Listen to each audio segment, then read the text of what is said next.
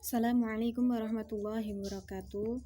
Saya Poppy Punjungsari dari kelas ESE akan mempresentasikan urutan ayat dan surat Al-Quran. Yang pertama, urutan ayat. Ayat adalah sejumlah kalam Allah yang terdapat dalam sebuah surat Al-Quran. Adapun surat itu sendiri adalah sejumlah ayat Al-Quran yang memiliki permulaan dan kesudahan. Urutan ayat dari Al-Quran tersebut disebut juga dengan tauqifi, yaitu berdasarkan ketentuan dan petunjuk dari Rasulullah. Rasulullah telah membaca sejumlah surat dengan tertib ayat-ayatnya dalam sholatnya dan dalam khutbah Jumat.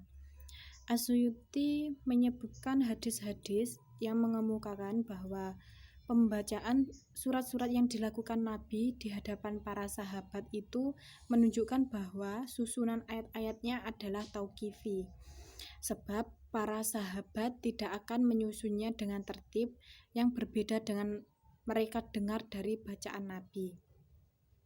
Yang kedua, urutan surah Al-Quran.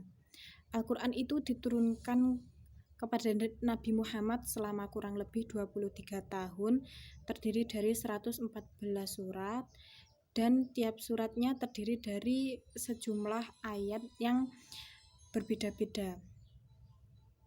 Adapun para ulama yang memiliki pendapat berbeda dalam tertib, ada 3 pendapat ulama tersebut. Yang pertama, urutan surat Al-Quran itu adalah tauqifi Nabi.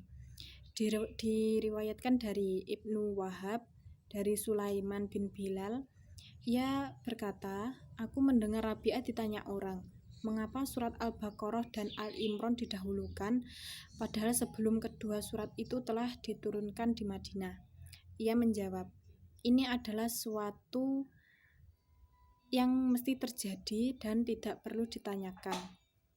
Nah, hal tersebut telah diperkuat dari ijma' para sahabat Nabi untuk meletakkan dan menyusunkannya dalam Al-Quran Mushaf. Yang kedua, urutan surah Al-Quran berdasarkan ijtihad para sahabat. Dalam Mushaf Ibnu Maksud pertama kali ditulis adalah surat Al-Baqarah, kemudian An-Nisa, kemudian Al-Imran. Dan dalam Mushaf Ubay pertama ditulis yaitu Al-Fatihah, Al-Baqarah, An-Nisa, Al-Imran. Yang ketiga, urutan surat merupakan hasil tauqifi dan hasil ijtihad para sahabat.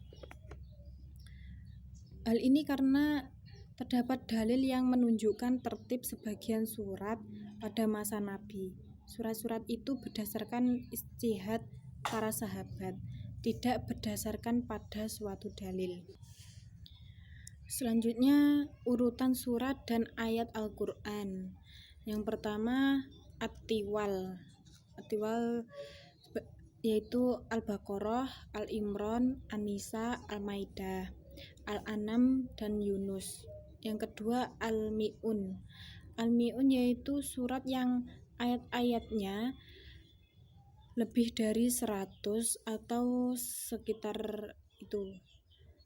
Yang ketiga, Al-Masani yaitu surat yang jumlah ayatnya di bawah Al-Mi'un. Kenapa dinamakan Al-Masani? Karena surat itu diulang-ulang bacaannya. Yang keempat, Al-Mufassal.